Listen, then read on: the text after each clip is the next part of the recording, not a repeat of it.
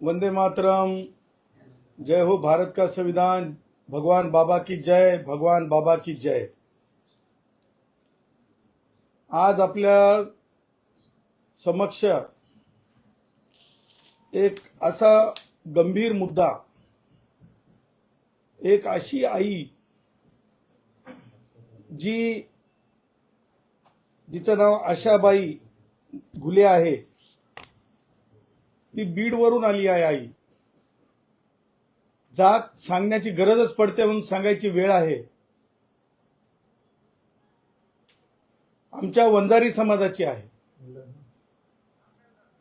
आमच्या आशाई घुले यांच्या मुलाचा जीव म्हणजे विलास घुलेंचा जीव घेण्यात आला आणि विलास घुलेचा जीव घेणारे, कट रचणारे हे आजही आपण जर बघितलं तर खुलेआम फिरत आहेत। का का का तर आम्ही वंजारी आहोत म्हणून आमच्या पोटचा गोळा मेला, आमच्या पोटचा गोळा जगू दिला नाही। ह्याचं कोडं रोहित पाटील पवारला पडू नये, कारण वंजाऱ्याच्या पोटचा गोळा गेलाय। सुप्रिया सुळे ताईंना पडू नये कोडं, कारण वंजाऱ्याच्या आईच्या पोटचा गोळा गेलाय। ही आई, हे कुटुंब, विलासला न्याय मिळावा, वंजारी युवकाला त्या न्याय मिळावा म्हणून खूप परेशान, खूप अर्जबाजारी करून, खूप प्रयत्न करून काल महाराष्ट्राचे पोलीस महासंचालक यांच्याकडे भेटीसाठी गेले। त्यांना भेटले।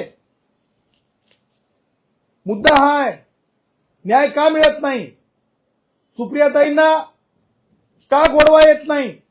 का रोहित पवारला गोडवा येत नाही? त्याचं कारण साधं आहे की सौरव बजरंग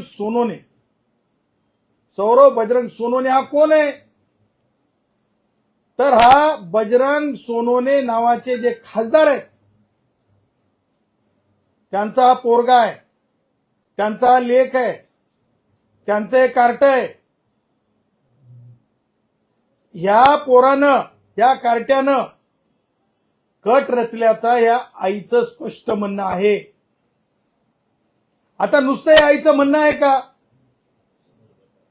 की आईकडे पुरावे? हे पाहणं फार महत्वाचं आहे। 2/7/2026 ला ऐका, सन्माननीय पोलीस अधीक्षक बीड, ऐका, न्यायालयात काय आहे ते तर ऐका। या आईच्या डोळ्यातल्या अश्रूमध्ये काय ते तर ऐका। सुप्रियाताई आणि रोहित पवार हे काय महाराष्ट्राचे कर्ते करविते नाहीत। पोलीस अधीक्षक बीड, तुम्ही घाबरू नका, ते कर्ते करविते नाहीत। कायदा काय म्हणतंय हेच तुम्ही लक्षात घेतलं पाहिजे, संविधान काय म्हणतंय हेच तुम्ही लक्षात घेतलं पाहिजे। आणि म्हणून सौरव बजरंग सोनोने आणि श्रीकांत घुले यांनी एकमेकाशी चर्चा करून, त्यानंतर अजय कदम आणि मंगेश सोनोने, अजय कदम आणि मंगेश कदम ह्या एकत्रितपणे बालाजी सोनोने ज्या प्रकारे हे कुबांड रचलेलं आहे, त्या कुबांडाला कायदेशीर दृष्ट्या न्यायालयासमोर आणायचे की नाही। आणि म्हणून 19/6/2026 ला ती जी तारीख आहे, त्या तारखेप्रमाणे जर आपण बघितलं तर त्या तारखेचा घटनाक्रम जर बघितला तर कटाच्या बाबतीतलं जर बघितलं आपण घटनाक्रम, तर तो घटनाक्रम माननीय ज्युडिशियल मॅजिस्ट्रेट फर्स्ट क्लास कोर्टामध्ये 8/7/2026 ला स्पष्टपणे 4 साक्षीदारांनी सांगितलंय, 4, की कशा प्रकारे कट रचला होता आणि त्या कटामध्ये सौरव बजरंग सोनवणे कसा सहभागी आहे. कॉल डिटेल्स आता आलेत, प्रत्यक्षदर्शींचं म्हणणं आलंय. मय्यत ज्या वेळेस जीव जात होता विलास गुलेंचा, त्या जीव जाण्यापूर्वी आपल्या सख्ख्या भावाला त्यांनी सांगितलंय आणखीन काय पुरावा पाहिजे, आणखीन काय पुरावा पाहिजे एसपी साहेब. त्यामुळं पोलीस महासंचालकांना ज्यावेळेस भेट दिली मंत्रालयामध्ये सुद्धा जाऊन माननीय मंत्री गिरीश महाजन साहेबांना हे आई भेटल्या. त्यांनी एसपी बीडला फोन लावला. परंतु मुद्दा हा आहे की हे सगळे पुरावे असताना स्पष्टपणे अद्याप आरोपी बजरंग सोनवणेचा मुलगा होत नाही. जर हे कारण राजकीय स्वरूपाचं असेल तर हे अत्यंत वेदनादायी आहे. तुम्हाला मला सांगायचंय की ज्या प्रकारे म्हणजे रोहित पवार असेल, ज्या प्रकारे रोहित पवारनी जी हे केली आणि यांनी सुप्रियाताईंनी हे जर बघितलं तर सुप्रियाताई खासदाराच्या बद्दल काही करता येत ते बघा, म्हणून त्याच्या घरात घुसून त्याच्या बायकाट पोरांवर आरोप करते. इतकं गलिच्छ आणि पातळी सोडून राजकारण मी कधी पाहिलेलं नाही. पक्ष हा ताकदीने बजरंग अप्पाच्या मागे कालही आहे, आजही आणि उद्याही राहील. आणि मी स्वतः पवार कुटुंब आणि राष्ट्रवादी काँग्रेस पक्ष आणि महाविकास आघाडी ही ताकदीने बजरंग अप्पाच्या मागे उभी आहे. कारण आमचं सगळ्यांशी बोलणं झालेलं आहे. हे पूर्ण षडयंत्र बजरंग अप्पाला त्रास देण्यासाठी एक राजकीय खोटं षडयंत्र केलं जात आहे. आणि दुर्दैव आहे की महाराष्ट्र सरकारकडे काही विरोधाला बोललेलं नाही, आता बोलायला आमच्या विरोधात राहिलंच नाही, म्हणून आमच्या घरातल्या पोरांवर खोटी षडयंत्र करतात. मला आज हे म्हणायचंय, सुप्रियाताई खून झालाय म्हणण्यापेक्षा जीव गेलाय. आणि जेव्हा जीव गेलाय तेव्हा जेव्हा गोळा स्वतःच्या पोटचा जाते तेव्हा त्या गोळ्याला जातीच्या पलीकड पाहायचं असतंय. असा कसा तपास तुम्ही केला? तुम्ही काय सीबीआयच्या वरची अथॉरिटी बनलात? कशा बनलात तुम्ही? काय संतोष देशमुख ना? हा, ते संतोष देशमुख जे होते त्यांच्या दारावर गेल्या. मला म्हणायचं नाही ते मराठ्याचे होते. आमच्या वंजाऱ्याच्या दारावर याला कोणा थांबवलं? माय सुप्रियाताई, कोणा थांबवलं? आमचा दार वंजाऱ्याचा जमत नाही काय? कळलं नाही काय झालं म्हणून? आई तुझ्या पोटचा गोळा गेलाय, मेला त्या पोटचा गोळा कसा झाला म्हणून विचारणा का केली नाही? हे शहाणपण का सुचलं नाही?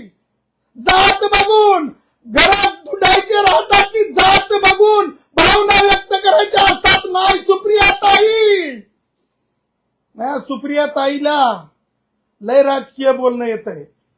मग ताई पार्लमेंट मध्ये म्हणती इतक्या विद्यार्थीचा जीव गेला, पण माझी ताई राष्ट्रवादी काँग्रेसचे वयोवृद्ध पुढारी शरद पवार यांच्या काळात 124 एसटी कष्टकऱ्यांचे जीव गेले. माझ्या ताईंना कधी माझ्या ताईच्या जिभेवरती येत नाही, कारण ताईला त्या मृत्यूचं राजकारण करता येत नाही. आणि म्हणून त्याच प्रकारे रोहित पवार सुद्धा बीडमध्ये जातात. बीडमध्ये जाऊन रोहित पवार सुद्धा तशाच प्रकारे व्यक्त होतात. मला हे म्हणायचं आहे की या प्रकरणात अद्याप मग मी तुम्हाला 2 गोष्टी सांगू इच्छितो. आमचं म्हणणं नाही जातीवादी काही प्रश्न नाही, पण मराठ्याचं जर एखादा काही जीव गेला किंवा घटना घडली की सर्वपक्षीय मराठा पुढाऱ्यांनी, सर्वपक्षीय मंत्र्यांनी, मग जरंगेच्या आंदोलनात पोलिसांवर अन्याय झाला, तिथं काही घटना घडली तरी सर्वपक्षीय मराठा पुढाऱ्यांपासून, मराठा नेत्यांपासून, मराठा मंत्र्यांपर्यंत एकत्रित व्हायचं, रिंगण करायचं, मंत्र्यांचे राजीनामे घ्यायचे, भटक्या विमुक्ताचे, ओबीसीचे. परंतु तुम्हाला सांगतो, माऊली सोट धनगर आहे, काय जीवाची किंमत आहे? धनगराचं लेकरू गेला तर काय करायची? एसआयटी काय करायचंय? सीबीआय काय करायचंय? काय करायचंय? जलद गती न्याय. हा, तसंच तुम्हाला सांगतो, 10 तोंडे मुंडकं सापडलं नाही 2 दिवस अहिल्यानगर मध्ये. आरोपी कोणत्या समाजाचे? काय करायची एसआयटी? काय करायचं विशेष सरकारी वकील?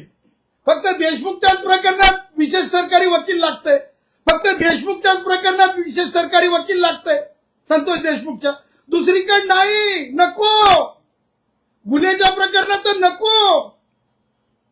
वंजारी मेलाच पाहिजे, गेलाच पाहिजे, ही भावना आहे का राजकारण्यांची?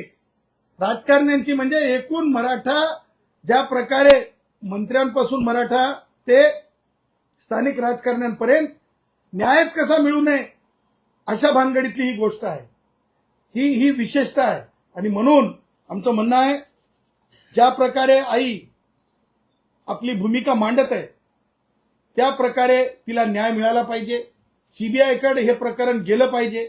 नुसतं सीबीआयकडे प्रकरण जाण्याची वाट न बघता तातडीनं सौरभ बजरंग सोनवणे ह्यांचा बाप हु इज हु हे पाहायचं नाही. साक्षीदारांनी न्यायालयात साक्ष दिलेली आहे. मृत्यूपूर्वी स्पष्टपणे ज्याचा जीव गेला त्यांनी सांगितलेलं आहे. कॉल डिटेल्स आहेत, आणखी काय पुरावा पाहिजे? ज्या प्रकारे देशमुखच्या खून प्रकरणात कोणताही थेट पुरावा नसताना वाल्मिक कराड साहेब जेलमध्ये, पण या प्रकरणात बजरंग सोनवणेच्या पोराच्या विरुद्ध पुरावे असताना सूट रान मोकळं, हे बिलकुल चालणार नाही. हे निर्वाणीचा कायदेशीर आमचं सांगणं आहे. आणि जर हे तुम्ही लवकरात लवकर ह्या सगळ्या गोष्टी करणार नसाल तर आमचं स्पष्ट म्हणणं आहे की येणाऱ्या काळामध्ये या आईनी काय सांगितलं पोलिसांना आणि काय करतील त्या भविष्यात, त्या आईच्या तोंडून तुम्ही ऐका. आई, तुम्ही बोला,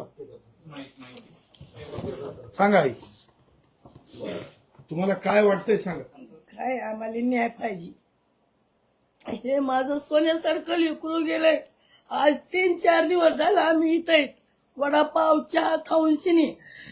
ज्या टायमाला संतोष देशमुख हत्या झाले त्या टायमाला आम्ही जातवात काही बघितली नाही. आम्ही सगळेच म्हणत की जे मारेकरी असतील त्याला अटक करा, पण आता आमच्याकडे कुणी सुद्धा आलं नाही. आणि आमच्याकडे नाही येऊन शिनी आमच्या कवडाला ढकल देते. रात्रीच्या 2-3 वाजता बजरंग सोनवण्याचं पोरग, त्याला अटक करू नका, त्याचं नाव काढून टाका. मग म्या दार वाजविलं, मी म्हणलं कोण आहे? मी एकच सांगतोय की ते नाव काढून टाका. मग माझ्या मुलाला उठविलं तवरचं, माझ्या मुलाला उठूस तर तोंड बांधून घर उघडूस तर अशी वरी पळाली. मग मी ते मुलगा म्हणला का मी जाऊ का ह्याला पोलीस स्टेशनला? म्हणला वागा जाऊ नको, आपल्या सोबत कुणी नाही, तुझे वडील म्हातारे येतं, तुझा भाऊ भरल्या रोडवर बोक्सीलाय. मग मी जाऊ दिलं नाही. मग हे घरापुस्तोर का त्यांची? हे आम्हाला न्याय पाहिजे. माझ्या पोटचा गोळा गेला, आम्ही जगायचं नाही जर न्याय दिला तर आम्ही रेल्वे खाली 2 महिलेकर आत्महत्या करणार आहेत. आणि त्या राहिलेला आरोप तात्काळ आरोपी केला पाहिजे. एवढेच आमची मागणी. हात जोडून पाया पडून आमच्या मागं कुणी नाही आहे. ते आम्ही 2 महिलेकर आहेत. आमचे मालक म्हातारे झालेले आहेत. जे माझ्या पोटचा गोळा होता ते मारून टाकला, ते कुणाच्या दोषदारीत नव्हता. ते आपलं घर शेती आई वडील सांभाळलं ते त्याच्या होतं, पण माझा कुठं राजकारणामध्ये नव्हता. माझा कुठं बैठकीमध्ये नव्हता, अगर पिदाडी खिदाडी काही नव्हता. आपलं हॉटेल चालविणं, घरी येणं, जेवणं आणि ते आपलं काम बघणं. हे कुणाच्या सुद्धा बैठकीत जाणार नव्हता, राजकारणात सुद्धा जाणार नव्हता. आम्ही कसं जगायचं आणि कसं करायचंय ते आमचा न्याय आम्हाला पाहिजे. आज 3-4 दिवस झाला आम्ही वडापाव च्या वाटावर तिथवर आलोत का आमची बिडवाल्यांनी केस उचलली नाही. 3-4 दिवस आमचं पिरियड याच्यामध्ये होतं, ते काही जाग्यावरच मारलेलं नाही. आधी चाकून बोक्षिलं कुटीवर घेऊन तिथं त्याचे मित्र ह्याला गेले, केजला गेले. तिथं सुद्धा बोललं. आमचा मोठा मुलगा घरी होता, तिथून जाऊस तर काय त्याची व्यवस्था झाली त्यानं अंबाजोगाई पस्तोर सांगितले. आणि तिथं सुद्धा ऑपरेशन झाल्यापासून मोहरी तिथं सुद्धा ती मारणार लोक तिथं सुद्धा आलेले होते त्या ह्याला अंबाजोगाईच्या दवाखान्याला. पण आम्ही आमच्याच राडापडीच्या ह्याच्या राड्यात होतो. आम्हाला काही नाही. ते पोरगा ते अटक केलं पाहिजे, आम्हाला न्याय द्या पाहिजे. आम्हाला कुणी हे भेटायला मराठ्याचं लोक आलं नाही.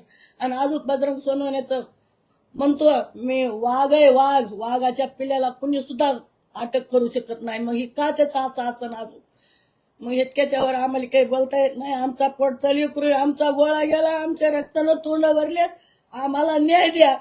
आम्ही काय करायचं? आम्ही गरीब माणूस आहेत, आम्ही शेतकरी माणूस आहेत, आम्ही कशावर जगायचा? हे मुलगा आम्हाला कुटुंबी शेती करून हे करून शेतात कष्ट करून आम्हाला जगीत होता, ते आपला हॉटेल चालवित होता.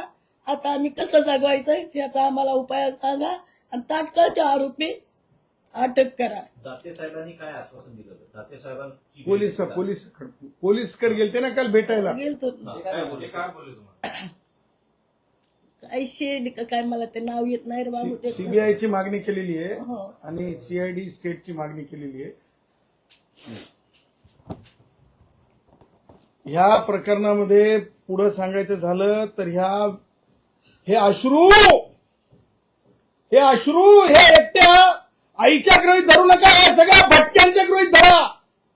अशीच माऊली सोटची आई आहे, अशीच दहातोंड्याची परिस्थिती आहे, अशीच नांदेडच्या त्या मुलाच्या आईची परिस्थिती आहे, तशीच या घुलेच्या आईच्या अश्रूंची परिस्थिती आहे. का तर आम्ही मराठा नाहीत, आम्ही मराठा नाहीत, आम्ही मराठा नाहीत. त्या आईनं एक गोष्ट सांगितली ज्याची नोंद होणं आवश्यक आहे. माननीय पोलीस महासंचालक साहेब, माननीय पोलीस अधीक्षक बीड साहेब, एक नोंद होणं आवश्यक आहे. त्या आईच्या रडण्याची 3 दिवस प्रेताची विडंबना, 3 दिवस प्रेत, 3 दिवस प्रेत. एका लेकराच्या पोटच्या गोळ्याचा 3 दिवस प्रेत. सुप्रियाताई 3 दिवस प्रेताची जेव्हा हेटाळणी होते आणि 3 दिवस आईला माहित असतंय की माझ्या लेकराला कोण कशा प्रकारे त्याचा जीव घेतलाय, त्यावेळेच्या वेदना आठवा सुप्रियाताई आणि रोहित पाटील पवार.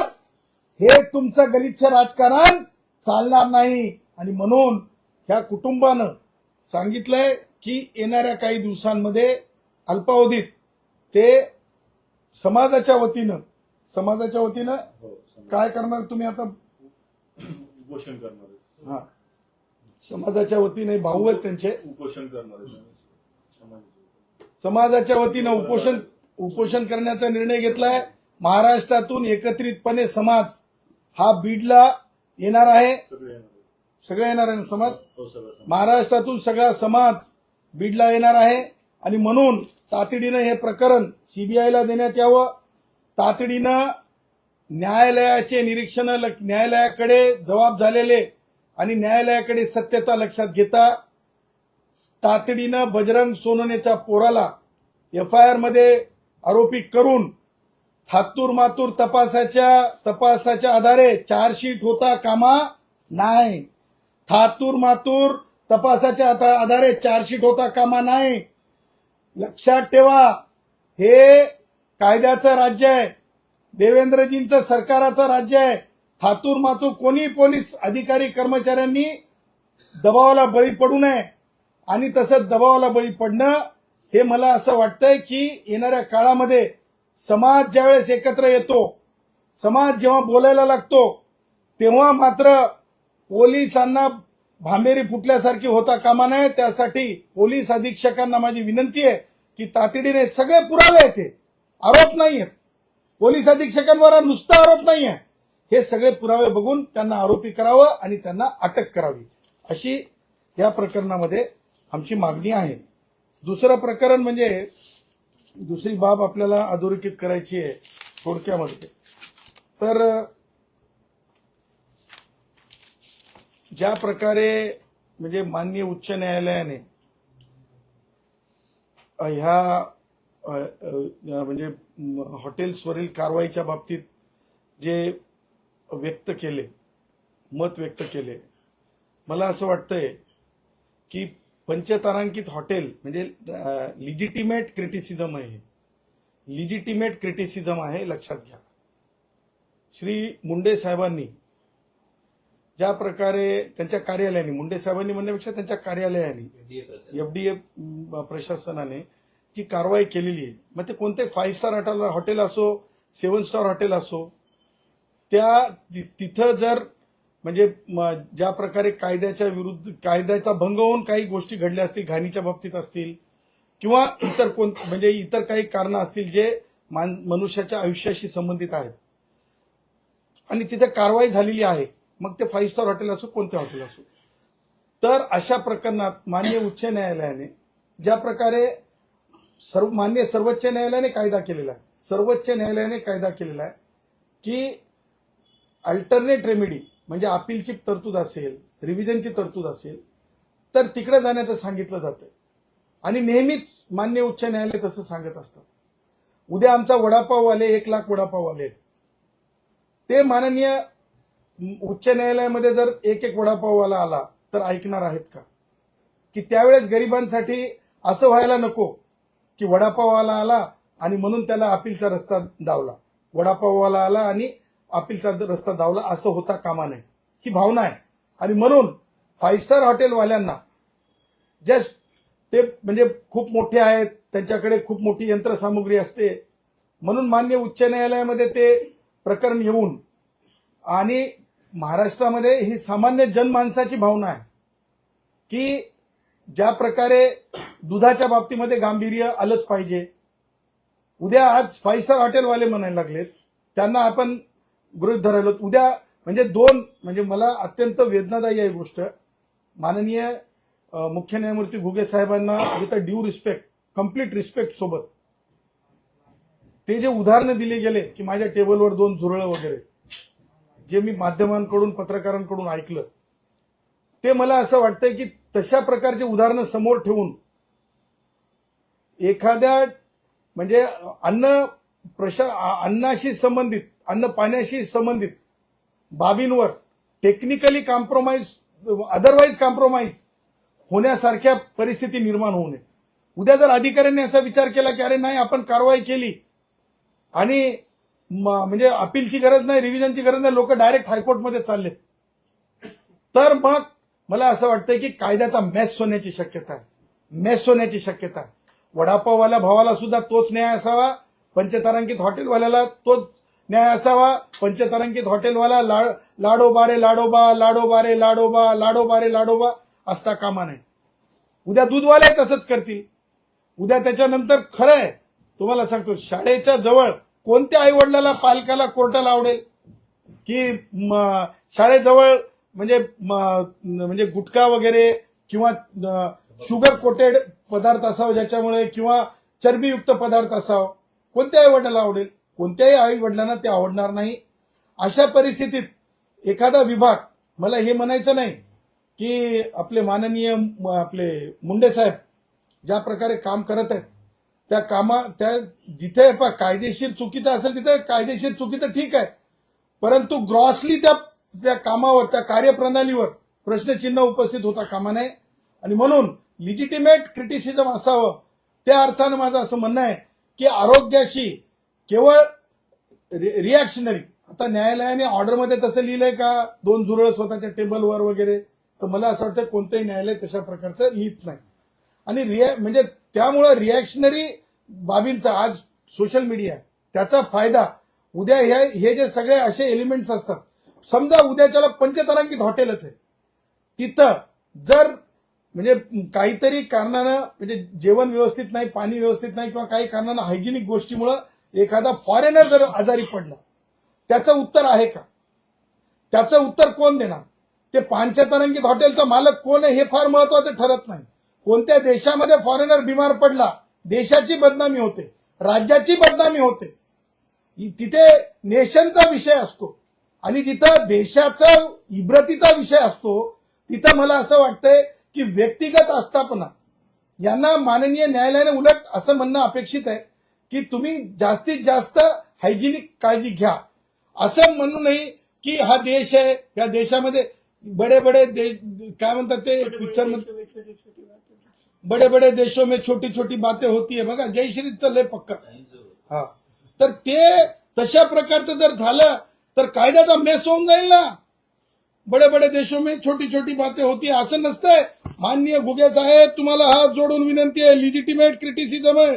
जर वेळ मिळाला तर न्यायालयात येऊन, कारण अनेक जनतेतील सामान्य नागरिक मला येऊन भेटत आहेत, इंटरव्हेन्शन अप्लिकेशन दाखल करून पंचतारांकित हॉटेलवाला कौन है कौन है कौन है, कोई मतलब नाही, कोई इम्पॉर्टन्स नाही. कायदेशीर प्रक्रिया, लेअर्ड कारवाईची पद्धती, लेअर्ड ज्या प्रकारे रिड्रेसल फोरम आहे, अपील असेल, रिव्हिजन असेल, रीट असेल, कमिशनरकडली अपील असेल, हे जर सामान्य गरिबांना झोपडी तुटल्याच्या नंतर रिड्रेसलसाठी जावं लागतंय फोरमकडे, तर पंचतारांकित हॉटेलवाला जस्ट बिकॉज तो खूप मोठा टॅक्स पेअर आहे किंवा तो खूप मोठा बलशाली आहे किंवा पैसेवाला आहे म्हणून बिलकुल कोणतीही गोष्ट वेगळ्या प्रिव्हिलेजनं पाहण्याची गरज नाही, असं देखील माझं म्हणणं आहे. तिसरा मुद्दा असा आहे जे आपल्याला सांगायचं आहे की ज्या प्रकारे कलाकारांनी आपल्या कला ज्या आहेत सादरीकरणामध्ये स्वतःचं नाव मोठं करावं, ज्या प्रकारे म्हणजे मी सुद्धा भारतीय जनता पक्षाचा मतदार आहे. मी मागच्या ज्या निवडणुका आहेत, अनेक निवडणुका, त्याच्यामधला कायम मतदार आहे. मला सुद्धा अधिकार आहे. मतदार हा राजा आहे पार्लमेंटरी डेमोक्रेसीमध्ये.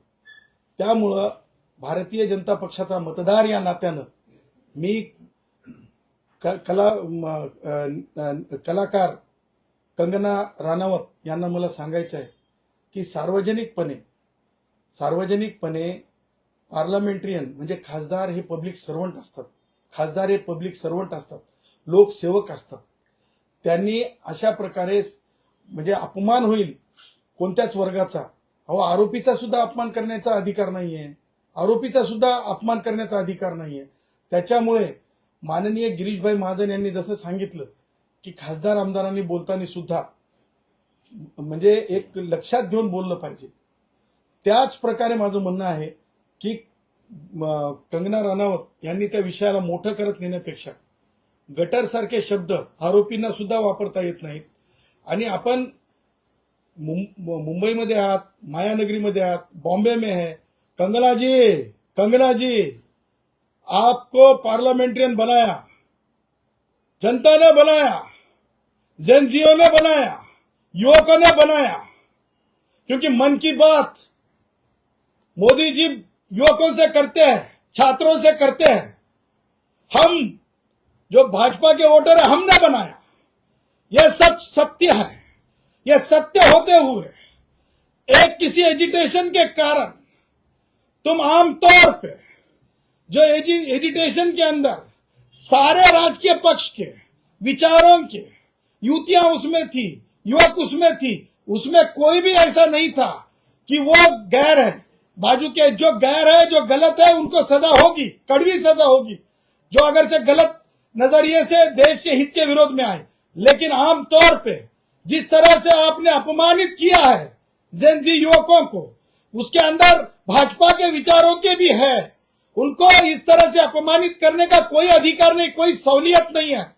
इसलिए मेरा कहना है कि आप माफी मांगिए. माफी मांगने में कोई बुरा नहीं है. मैं आपसे आग्रह करता हूं कि आप पार्लियामेंट्रियन है. अरे जहां पर कानून किसी आरोपी को, किसी गुनहगार को अपमानित सार्वजनिक तौर पे करने का अधिकार किसी को देता नहीं है। ये तो अपने देश के छात्र युवक है, जो गलत है उनके बारे में आप चिट्ठी लिखिए, आप कार्रवाई की मांग कीजिए, लेकिन युवा युवतियों के बारे में बिल्कुल ये आप नहीं करना चाहिए। आपने माफी मांगनी चाहिए और मेरा ये कहना है कि आप माफी मांगेंगी, क्योंकि कलाकार ओपन माइंडेड होना चाहिए। कलाकार कोई ब्राह्मण, कोई मराठा, कोई पिछड़ा, कोई आदिवासी जात के साथ कलाकार नहीं होता है। कलाकार तो कलाकार होता है, कलाकार की एक जात होती है। पार्लियामेंट्रियन की भी एक अपनी संविधान से जुड़ी, घर में कोई भी जात हो, कंगना जी, पार्लियामेंट्रियन की एक जात होती है, उसे कहते हैं संविधान वाली जात। संविधान वाली जात होती है, घर में कोई भी जात हो, लेकिन पार्लियामेंट्रियन को पब्लिक लाइफ के अंदर संविधान की जात के साथ ही जीना होता है। ये मैं जानबूझ के इसलिए कह रहा हूं कि मैं भी मेरे जैसे हजारों लाखों लोग, करोड़ों लोग भारतीय जनता पार्टी को वोट दिए है, कल भी देंगे क्योंकि मोदी जी का काम है, कल भी देंगे क्योंकि देवेंद्र जी का काम है। लेकिन कंगना जी, आप जैसे गलत शब्द के उच्चारों की वजह से अगर युवा युवती परसेंटेज के अंदर नाराज हुए तो आपकी टीआरपी तो छोड़ दो, वो टीआरपी आपका फेल होगा तो प्रोडक्शन हाउस फेल होगा, प्रोडक्शन हाउस बर्बाद होगा। लेकिन अब लोकतंत्र के अंदर भाजपा को जो विश्व में स्थान है उसको आप डिस्टर्ब करने की, डैमेज करने की बिल्कुल कोशिश मत करना। ये आखिरी सुझाव है आपको। हम भी बिग बॉस के अंदर स्टार बन के आए हैं, समझा है ना। कलाकार कलाकार होता है, कलाकार बराबरी का होता है। तुम किस राज्य से आते हैं ये इंपॉर्टेंट नहीं है, देश के अंदर तुम अपनी किस तरह से भाषा रखते हो ये इंपॉर्टेंट है। आपके भाषा को हमने सख्त और सख्त तरीके से जवाब दिया। माफी मागावी त्यांना. बिलकुल माफीच मागितली पाहिजे, कारण हा भारतीय जनता पक्षाच्या वोटरची मागणी आहे, हे मोदीजींच्या चाहत्यांची मागणी आहे, हे मोदीजींच्या जनतेची मागणी आहे। कारण लक्षात घ्या की तुम्ही एखादा अँटी सोशल एलिमेंट असेल तर त्याच्या बाबतीत तुम्ही तक्रार करा, रिड्रेसल ग्रीवेन्स करा, परंतु तुम्ही जनरली विद्यार्थ्यांना, युवतींना असं नाही होत।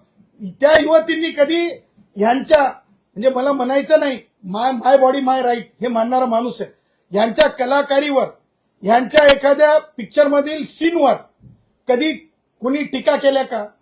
तेव्हा जेव्हा तुम्ही करता ते योग्य आहे आणि युवकांनी त्या एज्युटेशन मध्ये केवळ आणि केवळ काँग्रेसी किंवा ते होते असं नाही, तर ते युवक होते आणि म्हणून मोदीजींनी त्या युवकांचं सगळं भावना लक्षात घेऊन घेतलेले निर्णय आहेत। त्या निर्णय प्रक्रियेमध्ये कंगनाजी कुठे आहेत?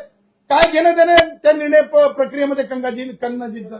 त्यामुळं मला असं वाटतंय की राष्ट्रीय स्वयंसेवक संघ असेल किंवा संघ प्रमुख असतील, संघ प्रमुखांनी जे डायलॉग सांगितलं मोहन भागवतजींनी, ते माननीय पूजनीय भागवतजींनी जे डायलॉग सांगितलं ते डायलॉग सुनना चाहिए।